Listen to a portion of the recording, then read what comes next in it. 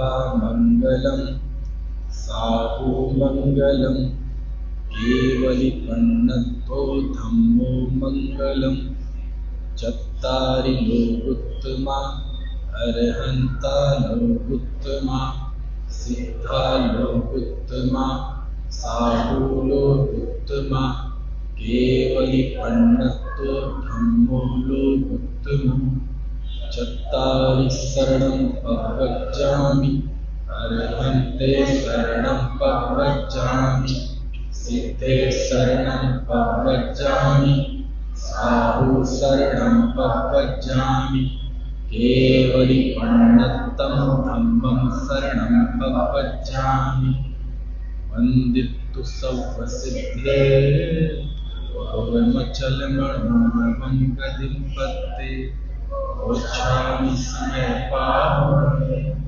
नमोऽस्तु केवली।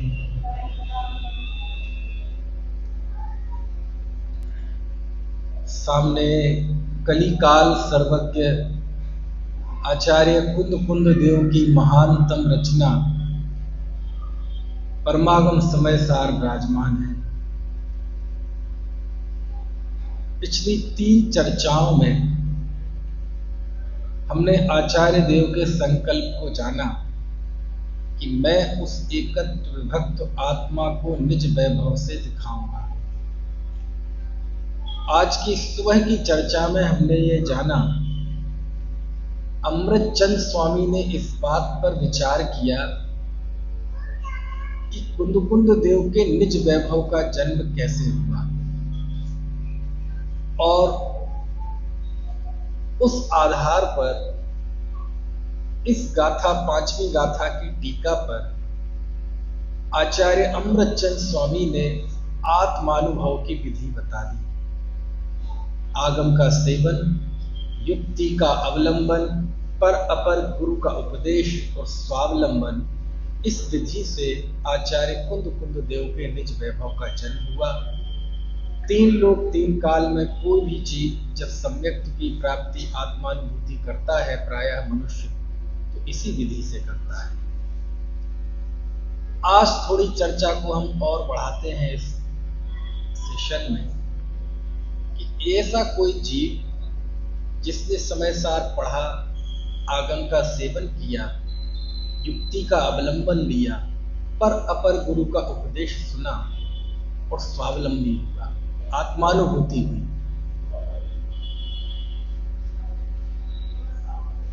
अब ऐसा वह जीव आत्मानुभूति के बाद उस व्यक्ति के जीवन में बदलाव क्या आता है, परिवर्तन क्या होता है, उसकी भी बात आचार्य कुंद देव ने समय सार में की है। कुंद देव ने समय सार में 2 बातों पर खास महत्व दिया। एक तो उन्होंने आत्मा का स्वरूप बताया, शुद्धात्मा का स्वरूप बताया, और दूसरा, जो जीव आत्मा का अनुभव कर लेता है उसकी खूब स्तुति की, खूब प्रशंसा की। जैसे वो लिखते हैं, सम्मा दिट्ठी जीवा हृत्संका होन्ति हृदभया तेड़ सप्त भय विप्प मुक्का जम्मा तम्मादु हृत्संका। 228वीं गाथा। आचार्य कहते हैं कि सम्यक दृष्टि जीव निश्चंक होते हैं। सम्मा दिट्ठी जीवा हृत्संका, क्या अर्थ हुआ? सम्यक दृष्टि जीव निश्चंक होते हैं। क्यों? हृदभयातेड़, क्योंकि वो निर्भय होते हैं। सप्त भय विप्प मुक्का, ये 7 भयों से रहित होते हैं। जम्मा तम्मा दुरिशंका, इसलिए वो हर तरह से निश्चंक होते हैं। तो आचार्य भगवान कुंद देव ज्ञानी धर्मात्मा की प्रशंसा में ये कहते हैं कि सम्यक दृष्टि जीव निर्भय होते हैं। उन्हें कोई 7 भय नहीं होते, उन्हें जन्म का भय नहीं होता, मरण का भय नहीं होता, मैं परलोक में कहाँ जाऊंगा इसका भय नहीं होता, इस जन्म में मेरी रक्षा कौन करेगा इसका भय नहीं होता, अचानक कुछ ना लाभ घटित हो जाए इसका भय नहीं होता, मेरे साथ कोई हादसा ना हो जाए, मुझे कोई पीड़ा ना हो जाए, रोग ना हो जाए, इसका कोई भय नहीं होता। मेरा कोई भेद ना खुल जाए, मेरे कोई सीक्रेट पता ना चल जाए किसी को, इसका भय नहीं होता। तो ये जो 7 प्रकार के भय से रहित सम्यक दृष्टि आत्मानुभवी पुरुष होता है। और यदि आप देखेंगे तो इस समय सार में उसकी निर्भयता का आधार क्या है? बस निर्भयता का आधार ये है कि उस जीव ने शरीर और इस बाहर की सारी परिस्थिति को ये जान लिया है कि ये परिस्थिति है, ये मेरी शाश्वत वस्तु स्थिति नहीं है।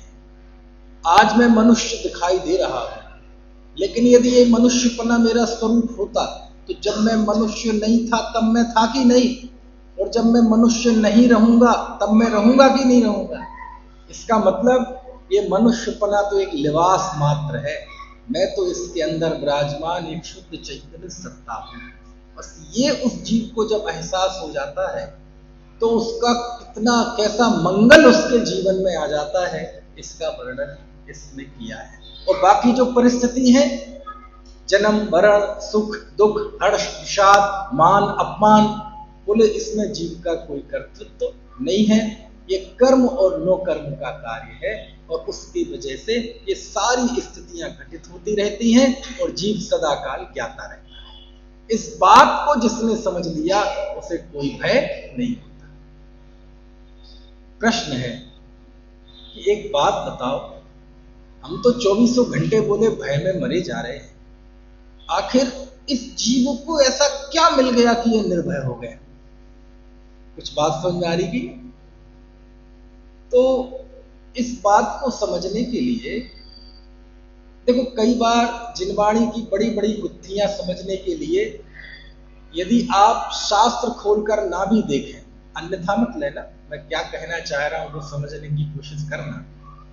यदि हम अपने व्यक्तिगत जीवन का यदि बारीक एनालिसिस करें, बहुत बारीक निरीक्षण करें, एक एक घटना का बहुत बारीक जांच पड़ताल करें, तो आपको बड़ी बड़ी सिद्धांत, बड़ी बड़ी बातें आपको बिल्कुल हाथ पे रखी हुई चिंतामणि रत्न की तरह स्पष्ट दिखाई देंगी। समझ में आए ना?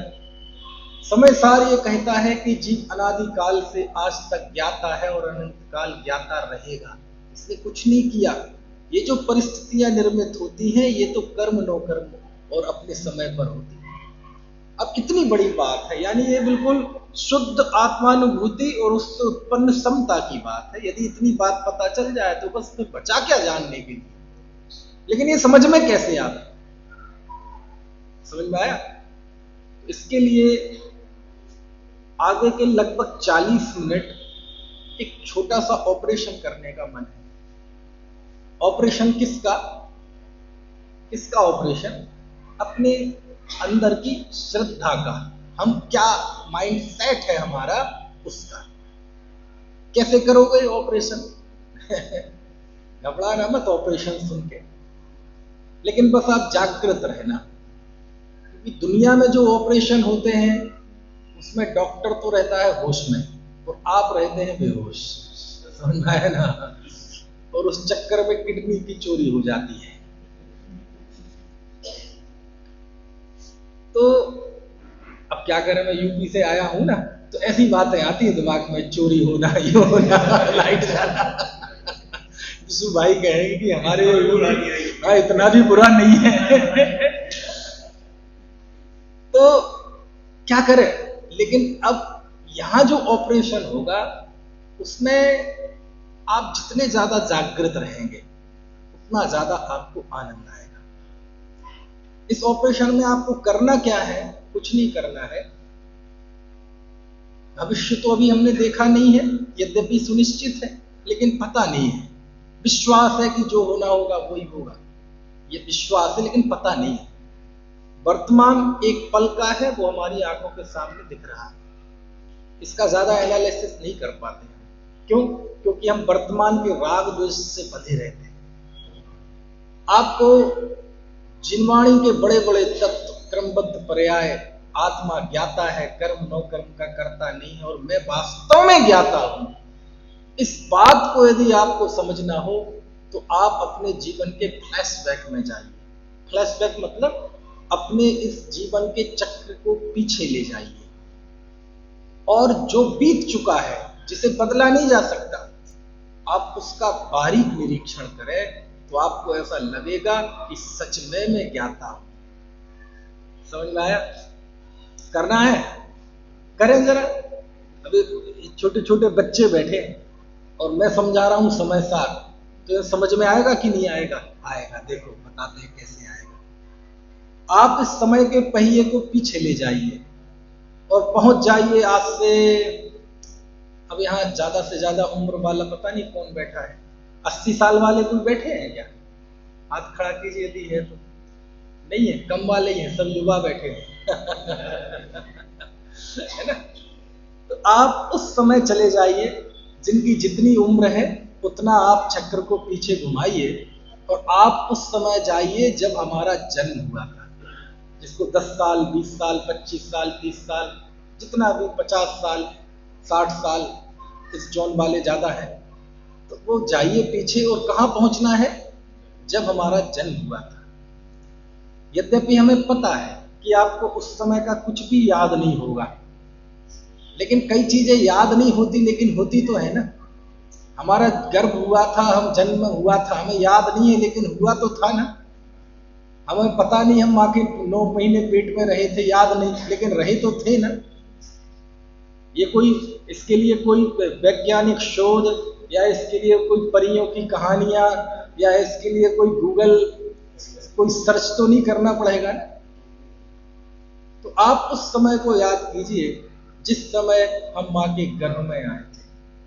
अच्छा बताओ, जब हम सब माँ के गर्भ में आए और मनुष्य हुए, तो जब मनुष्य हुए तो आप में से कितने लोग थे जिनसे पूछा गया हो कि आप क्या बनना चाहते हैं? मनुष्य, त्रेंच, देव, नारकी, कुत्ता, बिल्ली, गाय, भैंस, गधा, घोड़ा? किसी से पूछा गया था? नहीं पूछा गया था। यानी हम माँ के गर्भ में आए और हम मनुष्य हो गए, तो होने के पहले किसी से पूछा था क्या कि आप क्या बनना चाहते हो? मनुष्य, त्रेंच, देव, नारकी, कौन सी आयु में जन्म लेना चाहते? आप में से किसी से पूछा गया हो तो बताओ, फिर और आगे रास्ता निकालेंगे। लेकिन किसी से नहीं पूछा गया। अच्छा, खुदा ना खास्ता अनुमान लगाइए, अंदाज कीजिए, मान लो यदि ऐसा कुछ होता, इस तरह की कुछ व्यवस्था होती कि पैदा होने के पहले हमसे पूछा जाता कि आप कौन सी गति में जाना चाहते हैं, तो क्या दिक्कत आती? मालूम क्या होता? नरक और त्रेंच गति तो खाली हो जाती, बिल्कुल हो जाती कि नहीं हो जाती? नरक में तो बिल्कुल फ्री के भाव जमीन के। और पशु कौन बनना चाहेगा? यदि पशु के हाथ में हो कि मैं पशु बनी कि नहीं बनूं, तो कुत्ते, बिल्ली, गाय, भैंस बनेंगे? एक कत्ल खानों में गाय काटी जाती, कितना तड़पाया जाता है, उनसे पूछा जाता कि तुम गाय बनना चाहते हो, तो वो बन दें। हम स्कूटर से जा रहे हैं, एक पिल्ला आया और उसके पैर के ऊपर से हमारी बाइक या स्कूटर निकल गया। वो ची तड़पते तड़पते कहीं कोने में पड़ा रहता है। तड़पते तड़पते एक आध दिन में उसकी मौत हो जाती है, किसी को कोई सुधि नहीं। अंत में उसमें से बदबू आने लगती है और फिर हम मोहल्ले वाले 10-50-100 रुपए दे के उसके फुकवा देते हैं। तो यदि किसी जीव के हाथ में ये हो कि मैं कौन सी अवस्था धारण करूंगा, तो कोई ऐसी अवस्था धारण करेगा? तो 2 गति तो खाली हो जाएंगी। कौन सी? मनुष्य, त्रेंच और नरक। अब बची तो देव और मनुष्य। यदि चुनना हो तो विष्णुभाई कौन सी चुनोगे? बोले मनुष्य क्यों चुने? एक तो मनुष्य बनो, फिर यूपी में पैदा। मतलब मनुष्य बनो, ये सड़ा गला शरीर, जरा से में सर्दी, जरा से में गर्दी, जरा से में कमर दर्द, पसीना, फिर गरीबी के दुख, गरीबी से निकल जाए, अमीर हो जाए तो अपमान के दुख, परिवार में कलह के दुख। कौन बनेंगे? देव बनेंगे। और देव में भी 3rd क्लास देव नहीं। 3rd क्लास मतलब भवनवासी नहीं, व्यंतर नहीं, ज्योतिषी नहीं। कौन? वैमानिक। तो वैमानिक में भी पहले दूसरे स्वर्ग के नहीं, ऊपर। ऊपर कहां? सर्वार सिद्धि, हाई प्रोफाइल। वहां भीड़ हो जाती। लेकिन एक व्यक्ति बताओ, किसी से पूछा था? कुल मिला के पूर्व कर्म के उदय से, तत्समय की योग्यता से, सृष्टि के प्रवाह चक्र में उस समय जो दृश्य सुनिश्चित था, जिसे हम क्रमबद्ध पर्याय कहते हैं, उस समय जो परिस्थिति, जो परमाणुओं का संगठन विघटन, जो कुछ होना था सो हो गया।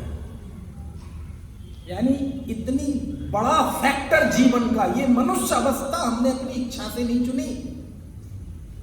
कुछ बात समझ में आ रही? मैं समय सार समझा रहा हूं आपको, समय सार का कर्ता कर्म अधिकार समझा रहा हूं, बंध अधिकार समझा रहा हूं। किसी ने चुनी हो तो बताओ? नहीं चुनी। चलो ऑपरेशन को आगे बढ़ाते हैं। चलो मनुष्य अवस्था तो नहीं चुनी, मनुष्य बनने के बाद हम माँ के गर्भ में आए, हमारी कौन माँ होगी, कौन पिता होंगे, किसी ने चुना क्या? किसी ने चुना? आपको कोई लिफ्ट दी गई थी कि आप कैसे माता पिता के होना चाहते हो? आपको लिफ्ट दी गई हो, ऐसा कुछ था?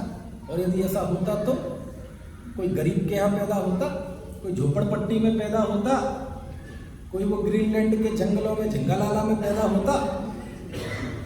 सब कहाँ पैदा होते? रईसों में पैदा होते। सब चक्रवर्ती के यहाँ पैदा होते। अब इस काल में चक्रवर्ती तो होते नहीं, तो राष्ट्रपति के यहाँ पैदा होते, वो भी भारत का नहीं, प्रधानमंत्री के यहाँ पैदा होते। लेकिन ऐसा हुआ क्या?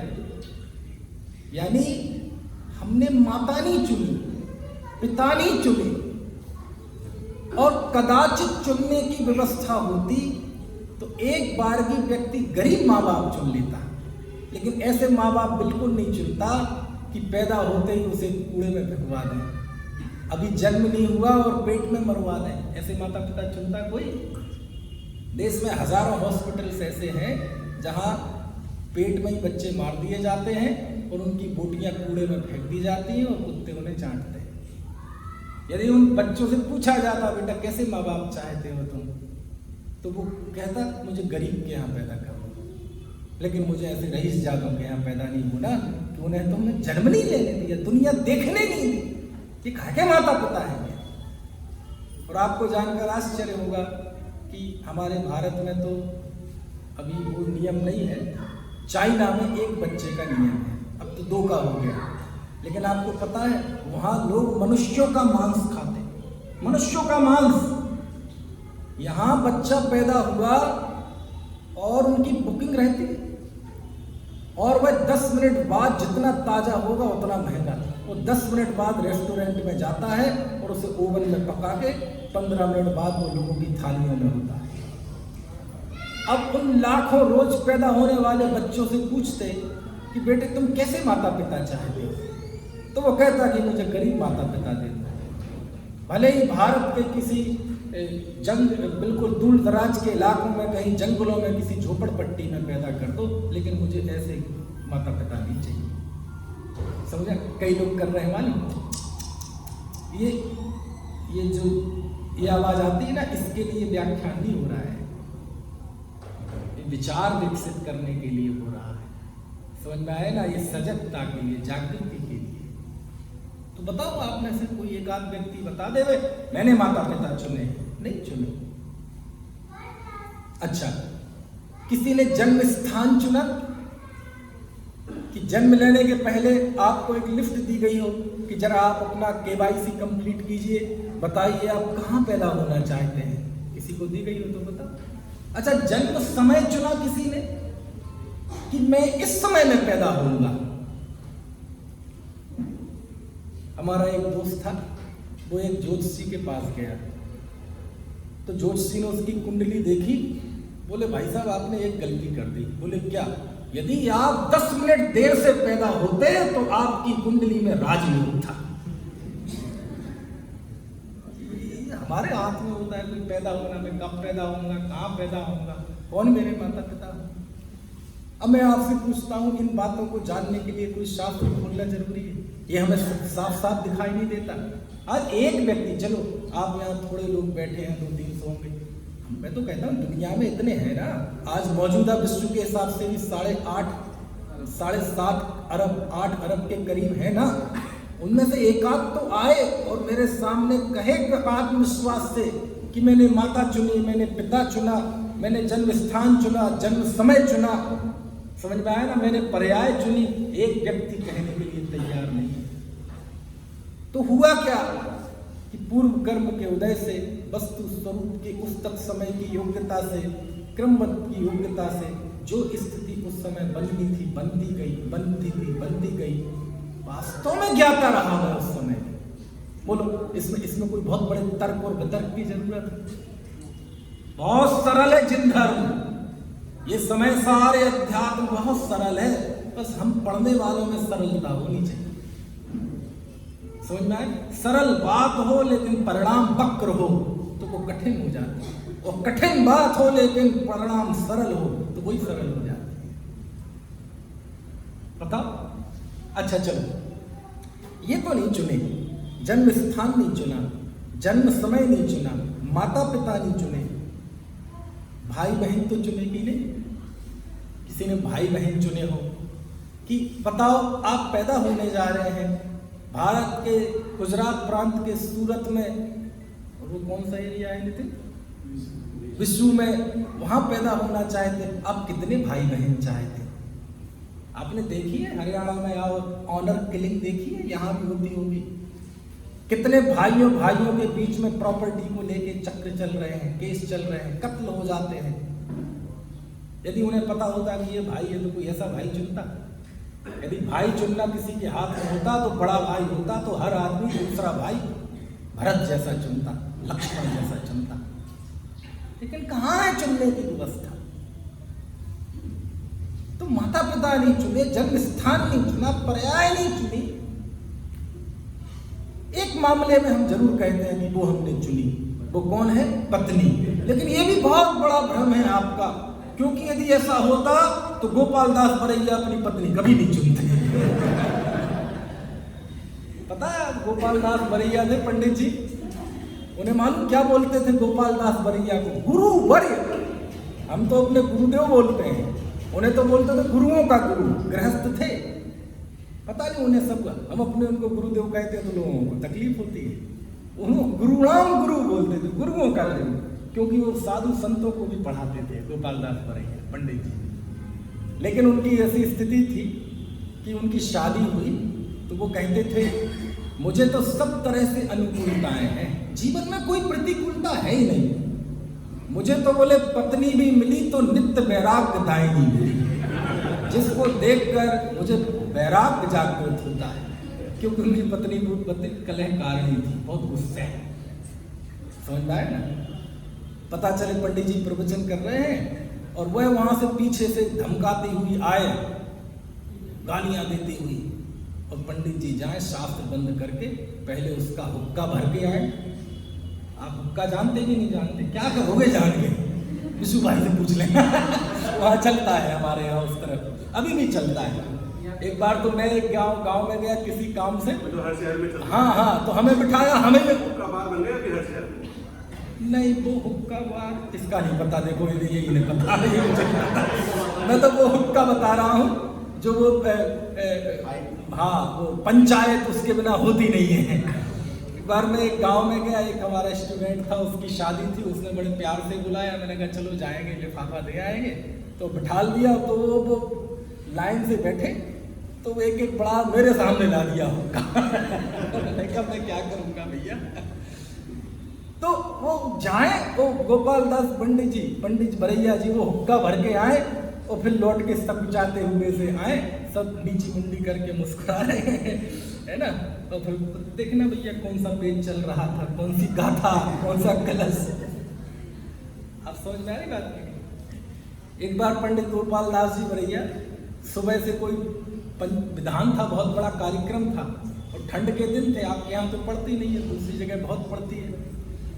तो भयंकर ठंड के दिन, उस दिन वो मंदिर से देर से लौटे, तो बहुत ठंड थी क्योंकि सुबह से कार्यक्रम होना है। तो पंडित जी को व्यवस्थाओं में देर हो गई।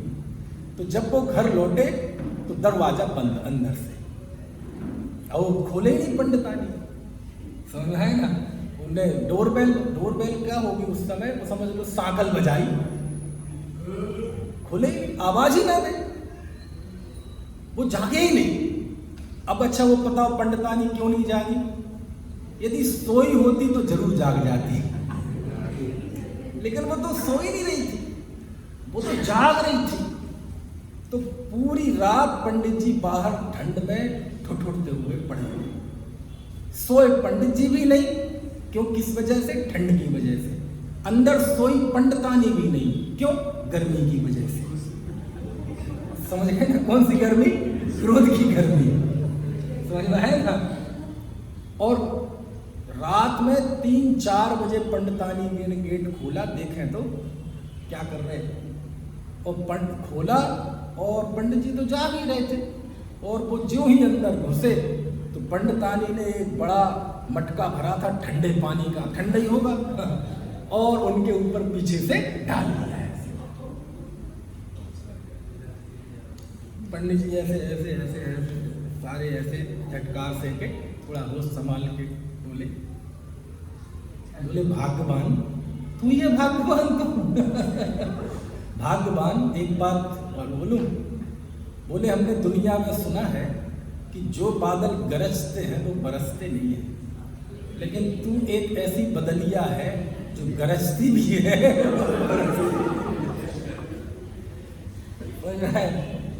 अब मैं आपसे पूछता हूँ, कौन कौन चुनता है कि मैंने पत्नी चुनी, मैंने पति चुना? भ्रम है आपका, भ्रम है। कोई नहीं चुनता। जिससे होना हो सारी दुनिया उसके खिलाफ हो, आपको पता नहीं कौन सी अच्छाई नजर आ जाए, और नहीं होना हो तो सारी दुनिया उसके समर्थन में हो, पता नहीं आपको कौन सी कमी नजर आ जाए। हम अच्छा पत्नी नहीं चुनी, बच्चे तो चुने। आप जब तो कितने बच्चे चाहते हो, कितने लड़के, कितनी लड़कियां? किसी ने नहीं चुने। और चुनने की व्यवस्था होती तो बहुत पीड़ा के साथ कह रहा हूं कि भारत देश की भूमि तो लड़कियों से रहित हो जाती। आप देखो पूरे देश में जाके, इस देश का नहीं किसी भी देश का इतिहास उठा के देख लो, कितने बच्चों ने अपने पिता को मार के राजगद्दी प्राप्त की। आज पूरे विश्व में चले जाइए, कितनी जो अदालतें हैं जहां बाप और बेटे के बीच में केस चल रहे हैं प्रॉपर्टी को लेके और बातों को लेके। यदि आपके हाथ में संतान चुनना होता तो आप ऐसी संतान चुनते, बिल्कुल श्रवण कुमार की तरह। काय की तरह? श्रवण कुमार की तरह। लेकिन नहीं होता। पिता मोक्ष जाता है, बेटा नरक जाता है। पिता नरक जाता है, बेटा मोक्ष जाता है। पिता धर्म के संस्थापक होते हैं ऋषभदेव, और उनका स्वयं का सगा नाती उन धर्म का विरुद्रोही होता है। मारीची 363 में चला। कौन किसको चुनता है? कुछ बात समझ में आ रही कि नहीं आपको? अच्छा, ये तो नहीं चुना, आपने शरीर चुना। अब ऑपरेशन बढ़ रहा है, आप पुरुष होंगे, आप स्त्री होंगे, एक तीसरे भी हैं, नपुंसक, थर्ड जेंडर। मैं पूछता हूं, ये जेंडर किसी ने चुना? किसी ने चुना हो तो बताओ। क्यों? क्योंकि यदि चुनने की व्यवस्था होती तो आप स्त्री होते? बिल्कुल नहीं होते, क्योंकि स्त्री जन्म के कष्ट हम जानते हैं। आपके लिए वो सहानुभूत है, हमारे स्वानुभूत है, हमारे लिए वो सहानुभूत है। और चलो आप तो स्त्री हो भी गए, एक तीसरे हैं, वो होते जिन्हें हम नपुंसक कहते हैं। क्या जीवन, कितनी जीवन में कष्ट होता है, उनकी कितनी पीड़ाएं होती हैं। समाज का तिरस्कार झेलते हैं, आर्थिक तिरस्कार झेलते हैं। कोई उन्हें अपने साथ बिठाना पसंद नहीं करता। कहीं आपको स्टेशन पे या बस स्टैंड पे घूमते हुए मिल जाएंगे। क्या जीवन उनका होता है, क्लेश में, बहुत दुख में, बहुत दुख का पारावार होता है उनके जीवन में। वो होते नहीं। यानी आप पुरुष हैं तो अपनी इच्छा से नहीं है, आप स्त्री हैं तो अपनी इच्छा से नहीं है, वो है तो अपनी इच्छा से। तो कैसे हुआ ये सब? किसी ने चुना? किसी ने नहीं चुना। कोई भगवान आया था, उसने ये कहा हो कि ये पुरुष बनेंगे, स्त्री बनेंगे, नपुंसक बनेंगे, कहते इससे बड़ा ज्ञान दुनिया में नहीं। यानी भगवान ने मुझे पुरुष बनाया तो मुझे क्यों बनाया, भगवान ने स्त्री बनाया तो स्त्री ने क्यों बनाया। ये तो दुनिया को बहकाने के लिए अज्ञान है कि जब किसी का कुछ कारण समझ में ना आए तो सीधा कह दो भगवान करता है। ये तो बच्चों को समझाने के लिए, बहकाने के लिए है, भगवान करता है, भगवान की बात है। समझ में आया ना? एक बार बहुत बड़ी सभा में मैंने कहा तो बड़े चर्चे हो गए। मैंने कहा मैं पूछता हूँ, जो लोग ये मानते हैं कि भगवान जगत का करता है, भगवान मुझे सुखी दुखी करता है, मैं पूछना चाहता हूँ, एक 6 साल की बेटी के साथ 4 लोग मिलकर बदतमीजी करते हैं, गैंग रेप करते हैं, ये भगवान की मर्जी से हो रहा है? यदि ये भगवान की मर्जी से हो रहा है तो ऐसे भगवान को चौराहे पे खड़ा होकर आग लगा देना चाहिए, पुतला फूक देना चाहिए। कुछ बात समझ में आ रही कि नहीं होता ना, कोई भगवान करता है तो कोई दूसरा जीव करता है, ये सब कोई दूसरा जीव नहीं करता। तो कैसे होता है? पूर्व कर्म के उदय से, तत्समय की योग्यता से, अपने क्रम के अनुसार एक परिस्थिति निर्मित होती है। उस परिस्थिति का ना मैं करता हूँ ना कोई भगवान करता है, बस वो कर्म के उदय के अनुसार वो परिस्थिति बनती जाती है। तो मैं क्या करता हूँ? मैं तब भी ज्ञाता था, आज भी ज्ञाता हूँ, बस इस बात को स्वीकार नहीं करते तो बाकी सब करते। चलो ये छोड़ो और आगे आओ जरा। आपने शरीर चुना है, मैं कैसा शरीर हूं? मैं गोरा होऊंगा कि काला होऊंगा, नाटा होऊंगा कि लंबा होऊंगा, सुंदर होऊंगा कि कुरूप होऊंगा? बोलो, किसी ने चुना है? यदि ये कोई चुनने की आजादी होती तो सब कामदेव होते, फिर ये तौंदे नहीं निकलती, फिर ये बाल सफेद नहीं होते। चलो सफेद तो ठीक, गायब भी हो जाते हैं, वो नहीं होते। फिर फेयर एंड लवली की जरूरत नहीं पड़ती, फिर फेशियल मेकअप की जरूरत नहीं पड़ती, सब कामदेव की तरह सुंदर होते कि नहीं होते? फिर लूले लगड़े पैदा नहीं होते दुनिया में, अपंग पैदा नहीं होते, अंधे बहरे पैदा नहीं होते, कुरूप पैदा नहीं होते, टेढ़े टेढ़े हम ऐसे हो जाते हैं वो पैदा नहीं होते।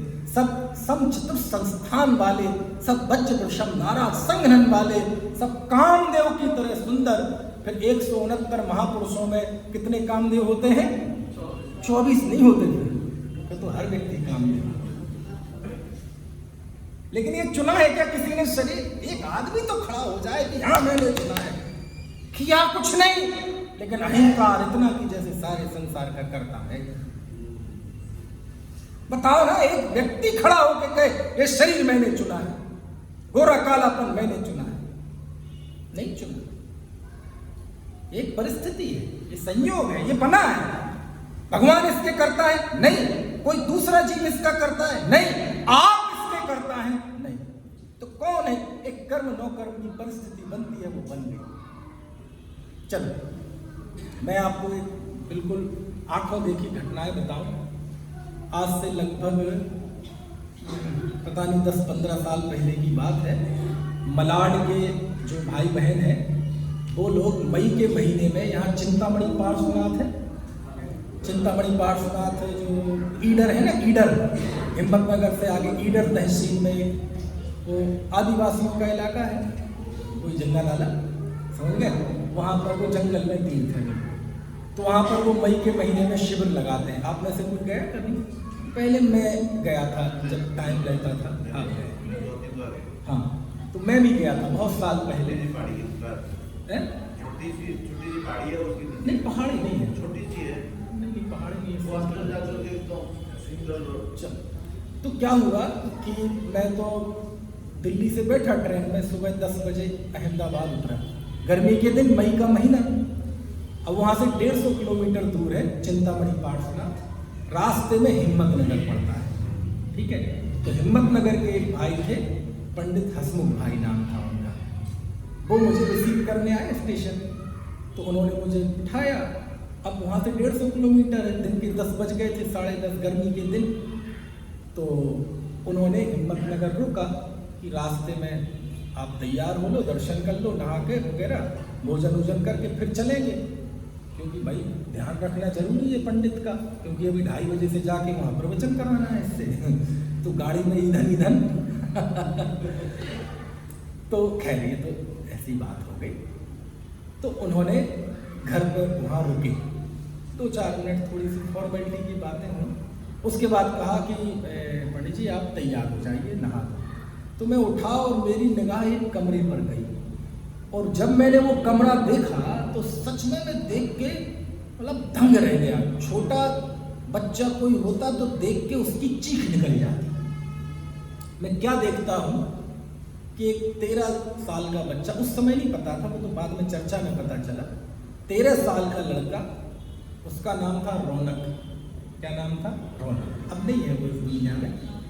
वो रौनक था और बिल्कुल हड्डियों का ढांचा, बिल्कुल जैसे हड्डियों को इकट्ठा करके बस पलंग पे लिटा दिया गया हो, ऐसा वह बच्चा लेटा था। देख के डर जाए, स्केलेटन बिल्कुल।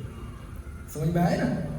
मानो जैसे लकड़ियों का गट्ठर के ऊपर वो बहनों का वो होता है ना दुपट्टा, जारजेट का पतला जारजेट, वो ढांक दिया हो, ऐसा। तो वो मेरे चेहरे के भाव समझ गए, उन्होंने मुझे बिठाया। बोले, मैंने कहा ये क्या है? बोले इसे एक बीमारी है, इसके अंदर में शरीर में एक ऐसा वायरस है जो प्रतिदिन इसकी पूरे मसल्स को खाता जा रहा है और बस हड्डियां हड्डियां बची हैं।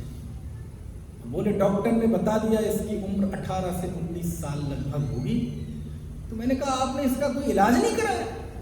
बोले बहुत इलाज कराया, इसका कोई इलाज नहीं। अरे मैंने कहा कि ऐसा कैसे हो सकता है? दुनिया ने इतनी तरक्की कर ली, इतना सब कुछ मौजूद है, allopathy, homeopathy, ayurvedic, acupressure, acupuncture, reiki, समझ में आए ना? अनुलोम विलोम, लेटासन, बैठासन, उठासन, कपाल भाती, मतलब कितनी पद्धतियां हैं। और ये ना हो तो पदमपुरा, तिजारा, झाड़ फूक, तंत्र मंत्र, अरे कुछ तो होगा इलाज। बोले नहीं, इसका कोई इलाज नहीं। हम प्रतिदिन अपने बच्चे को मौत के मुंह में जाते हुए देख रहे हैं, वो भी देख रहा है, हम भी देख रहे हैं, कोई कुछ नहीं कर सकता। एक बिल्कुल ठीक इससे उल्टा केस, ये अपने इंदौर के पास एक बड़नगर है। बड़नगर में एक विद्वान श्रेष्ठी है, श्रेष्ठी भी है, विद्वान भी है, जिनका नाम है अनिल भाई पाटौदी। अभी मैं पिछले साल उनके घर पर रह के आया तो और डिटेल पता चली, पहले सुना था। उनका बेटा था, उसका नाम था आशीष। उसको एक ऐसी दुर्लभ बीमारी मिली कि जहां वो वायरस पहुंचता है पूरे वहां को डैमेज कर देता है, पूरे नर्व सिस्टम को, हड्डी, और जहां वो जाता है वो बिल्कुल ऐसा लटकता जाता है हाथ में। जो बहुत साल हो गए, वो व्हील चेयर पे बैठा हुआ है, कान में ईयरफोन लगा हुआ है, समझ में आया? और उस समय वो मोबाइल आता था ना, कीपैड वाले, अब तो स्मार्टफोन चल रहे हैं, पहले वो कीपैड वाला आता था। शुरुआत में वो नोकिया 3315 बढ़िया वज्र वृषभ नारायण संग्रहण वाला, उसमें एक फंक्शन होता है स्पीड डायल, कि आप एक नंबर को यदि 2-3 सेकंड दबाए रहें तो उसमें आपने जो नंबर सेट कर रखा होगा वो लग जाएगा। उसने 1 नंबर या 2 नंबर दबाया, पापा ने फोन उठाया, पापा मेरा हाथ लटक गया है, उठा दो, मुझे पानी पीना है, पानी पिला दो। ऐसे उसकी जीवन चलता है। समझ में आया? दुनिया में कोई इलाज नहीं, दुनिया में इसका कोई इलाज नहीं। अरे प्रश्न उठता है, दुनिया ने इतनी तरक्की कर ली, मेडिकल साइंस ने, allopathy, homeopathy, ayurvedic, acupressure, acupuncture, reiki, homeopathy, allopathy, कितनी पैथियां हैं, लेटासन, उठासन, बैठासन, अनुलोम विलोम, भस्त्रिका, वो गीली पट्टी, कौन सी पट्टी, और वो, और ये ना हो तो पदमपुरा, तिजारा, तंत्र मंत्र, झाड़ फूक। बोले मेरे बेटे को यदि दुनिया का कोई डॉक्टर ठीक कर दे तो हम उसे सारी संपत्ति दान दे देंगे और हम दोनों मियाँ बीवी उसके घर में झाड़ू पोंछा करेंगे जिंदगी का। कोई करे तो ठीक, कुछ बात समझ आ रही? नहीं कर सकते, नहीं कर सकते। हालांकि अब तो वो भी नहीं है, ये भी नहीं है, दोनों ही नहीं है। लेकिन देखो कमाल की बात विष्णु भाई, बड़े बड़े लोग, बड़े बड़े त्यागी ब्रह्मचारी दुनिया में कहे जाने वाले, अब रिश्तेदार में तो सब तरह के लोग होते हैं, उसे देखने जाते थे तो मालूम वो क्या कहते थे? अरे कोई बात नहीं, जहां साइंस खत्म हो जाती है वहां चमत्कार शुरू होते हैं, तो हमारे साथ चलो, हम तुम्हारा वहां भक्तांबर से इलाज कराएंगे। उनके पास चलोगे वो एक माला दे देंगे, वो तंत्र मंत्र कर देंगे, क्योंकि दुनिया में ऐसे बैठे हैं ना बहुत। तो वो 15 साल का बच्चा कहता था, अरे आप जिंदर भी लगता है आपने 6 डाला नहीं पढ़ी। मणि मंत्र तंत्र बहु होई, मरते ना बचावे कोई। कहता था हे त्यागी जी, आप मेरी चिंता मत करो, क्योंकि मैं नहीं मरने वाला, अब तो हमें आपकी चिंता होने लगी। इतना जीवन भर जिन धर्म और आपको भी यही नहीं पता। समझ में आया ना? ये मुमुक्षु का बच्चा होता है, समझ में आया ना? 15 साल का बच्चा है, मुमुक्षु का बच्चा ये होता है। मृत्यु सामने है, लाचार पड़ा है, लेकिन चेहरे पे कभी निराशा नहीं है, हताशा नहीं है, उसके आंसू नहीं है। तो वे के अब होता क्या है कि हमें वो पुण्य के उदय से कोई ऐसा कुछ था, ठीक ठाक शरीर मिल गया, हम चल रहे हैं तो अहंकार कर लेते हैं। अब मैं यहाँ एक छोटी सी बात, क्योंकि यहाँ आत्मार्थी सम्यक दृष्टि की बात चल रही है ना, सप्त भयों से रहित की बात चल रही है ना, 8 मदों से भी रहित होता है। अब सोचो जरा, 8 मदों के नाम सुने हैं ना, 8 प्रकार के अहंकार। जब माता नहीं चुनी तो जाति मद कैसा, जब पिता नहीं चुने तो कुल मद कैसा, जब शरीर नहीं चुना तो रूप मद कैसा। समझ में आया ना? बताओ किसी ने चुना? विचार करो, देखो जरा, तब से लेके यानी जीवन के बड़े बड़े फैक्टर, आपकी बल्दियत, आपके माता पिता, भाई बहन, शरीर, ये उस समय तय हो गए थे जब आप माँ के गर्भ में थे। बोलो उस समय आपने क्या पुरुषार्थ किया इन सब चीजों के लिए? आपने पुरुषार्थ से प्राप्त किया है, ये शरीर, माता पिता, ये पुरुषार्थ से प्राप्त किया है। उस समय तो हमें, है ना, कोई तमीज नहीं थी, माँ के गर्भ में थे, जो आया खा लिया, जो पी लिया, होश ही नहीं, बिल्कुल जड़ जैसी जिंदगी थी, वहां तो बस धड़कन चल रही थी। समझ में आया? उस दशा में आपके जिंदगी के सारे फैक्टर सुनिश्चित हो गए थे कि नहीं हो गए? अहंकार आदमी ऐसे करता है जैसे सारी दुनिया में ही कर रहा है। अरे अपने जीवन को बताओ, तब जाके लिखा है वो 12 भावना में, जहां देह अपनी नहीं। कुछ बात समझ आ रही? समय सार यही तो कह रहा है, ज्ञानी कौन है?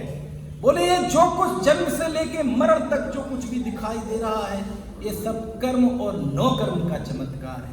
एक कर्म और नो कर्म की संरचना है, जीव इसका करता नहीं है। कैसे कहते हो आचार्य जीव इसका करता नहीं है? बेटे तुम्हें खुद दिखाई नहीं दे रहा। आचार्य से गुस्से में कहने लगे, आचार्य कैसे कहते हो आपकी कर्म नो कर्म का करता आत्मा नहीं है? तो बेटे तुम्हें खुद दिखाई नहीं दे रहा क्या? बताओ, तुमने माता पिता भाई बहन कुछ शरीर चुना है तो बताओ ना। मृत्यु चुनी है, जिस समय हमारा जन्म हुआ था उसी समय माथे पे एक मृत्यु की तारीख लिख के आ गई थी। कहां मरोगे, कैसे मरोगे, किस समय मरोगे, किस निमित्त से मरोगे, और उसमें तुम्हारी भूमिका क्या होगी, ये बोलो सब उस समय सुनिश्चित था। समय सार मतलब ये चिंतन विकसित होना कि दुनिया का एक एक परमाणु, मेरा शरीर, शरीर में रहने वाली एक एक, है ना, उद्गल की बड़गड़ाएं सब स्वतंत्र हैं, अपने समय अनुसार काम कर रही हैं, मैं ज्ञाता हूं। यही समय सार है, समझ में? और ये नहीं होगा तो दुख होगा, दुख होगा, दुख होगा। दुखी होने से दुनिया की कोई भी ताकत रोक नहीं सकती है। बताओ कौन सी ऐसी परिस्थिति? हाँ, इतना जरूर आदमी अहंकार कर लेता है कि हो सकता है वो गरीब पैदा हुआ हो और बाद में अमीर हो जाए, हो सकता है स्वस्थ पैदा हुआ हो बाद में बीमार हो जाए, लेकिन ये भी आपका भ्रम है कि आप नहीं किया ये सब। नहीं, सब हमने पुरुषार्थ किया, हमने बहुत मेहनत की है साहब। आज जो हमारा ग्लैमर है ये सब जो है, हमारे पिताजी तो कुछ छोड़ के नहीं गए थे, कर्जे में अपने बाप को गाली देता है। आप समझे ना? यानी कितनी दिमाग में बैठी हुई है। नहीं, बस हो गया जी, यही टैलेंट था, यही जमीन थी, यही आकाश था, यही बुद्धि थी।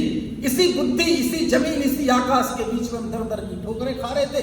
जमीन भी यही, आकाश भी यही, बुद्धि भी वही, उसी के चलते कलते में अमीर हो गए। मतलब क्या हुआ? मतलब तुमने कुछ नहीं किया, उदय के अनुसार हो गया। कुछ बात समझ आ रही कि नहीं? लोग कहते हैं साहब दुनिया कितना मतलब धोखेबाज है? ये आदमी जो सामने दिखाई दे रहा, या पहले मेरे आगे पीछे घूमता था, आज मुझे गालियां देता है। ये दुनिया कितनी फरेबी है, बदल जाती है। दुनिया नहीं बदलती भैया, हमारा समय बदल जाता है, हमारा उदय बदल जाता है, कोई नहीं बदलता कहीं। समझ में? आपका समय खराब होगा तो आप किसी से जय जिनेंद्र करेंगे तो वो जय जिनेंद्र नहीं करेंगे, आप फोन करेंगे तो वो फोन नहीं उठाएगा, आप दिख जाएं तो वो रास्ता बदल लेगा, आपको शादी का कार्ड तक नहीं देगा, पूछेगा नहीं। यहां उदय बदला, सामने से जय जिनेंद्र करने लगेगा, लौट के फोन आने लगेंगे। वो व्यक्ति बदला क्या? व्यक्ति नहीं बदला, उदय बदल गया। कुछ बात समझ में आ रही कि नहीं? समय सार के पाठी के अंदर, आत्मार्थी के अंदर ये चिंतन, ये भावधारा विकसित होनी चाहिए। सब हो रहा है अपने क्रम से हो रहा है, उदय के अनुसार हो रहा है। इनमें मैं कहीं नहीं हूं, मैं जहां हूं वहां ये कुछ भी नहीं। ऐसा जो अंदर में जो चिंतन विकसित हुआ कि मैं सिद्ध चिद्रूप सत्ता हूं, ये बाहर नाटक है, ये ड्रामा है, कुछ नहीं है। ये विकसित होता है तब निर्भयता आती है, तब निडरता आती है। बात समझ में आ रही है? अन्यथा और कोई दुनिया तो आपको भ्रमा देगी, आप दुनिया के पास जाओ तो आपको डरा देगी, क्योंकि सारा संसार डर का व्यापार कर रही है, सारी दुनिया में डर का व्यापार चल रहा है। आप इसे डरा दो और सामने वाला जितना भयभीत होगा आपका काम उतना ही आसान हो जाएगा। आप एक पुलिस वाले के पास जाएं, साहब ये गलती हो गई, क्या बात करते हो, तुम्हें पता है तुमने कितना बड़ा अपराध कर दिया, इस अपराध की सजा 10 साल तक जेल काटोगे, चक्की पीसोगे, बर्बाद हो जाओगे, परिवार बिखर जाएगा, अपमान होगा समाज में, इतना। अब आप डर जाएंगे, डर जाएंगे तो क्या कहेंगे? अरे तो बता क्या चाहिए तुम्हें, जेब खाली करने के लिए। अब वो डरेगा नहीं तो आप जेब खाली करने के लिए तैयार होंगे? डर का व्यापार। आप किसी वकील के पास चले जाइए, साहब ऐसी ऐसी गलती हो गई, ऐसा कैसे कर दिया जैन साहब, आप इतने समझदार व्यक्ति, आपको पता है इसकी कितनी सजा है? इतनी 10 साल की सजा हो सकती है और कोई रोक नहीं पाएगा आपको सजा होगी, क्योंकि आपकी ऑन पेपर चीजें आ चुकी हैं। अब आप तैयार हो जाइए, आपका परिवार कहीं रहने मुंह दिखाने लायक नहीं रहेगा। आपने जितने लोन ले रखे हैं सारा लोन पूर्ति हो जाएगी। अच्छा, कोई नहीं बचा सकता, कोई नहीं, होके रहेगी जेल, बिल्कुल होके रहेगी। ठीक है तो हम जाते हैं। अरे नहीं, ज्यादा डर गया। Don't fear, I am here, I am with you. अब जब आप डर जाएंगे तो वकील साहब आप बताओ कितने चाहिए। समझ में आया ना? डर का व्यापार। अरे किसी डॉक्टर हॉस्पिटल पिताजी की तबीयत खराब होकर लेके गए, वो डॉक्टर आपको डरा देगा, अरे आप आधे घंटे लेट हो जाते तो आपके पिताजी बचते नहीं। अरे इस आदमी को कौन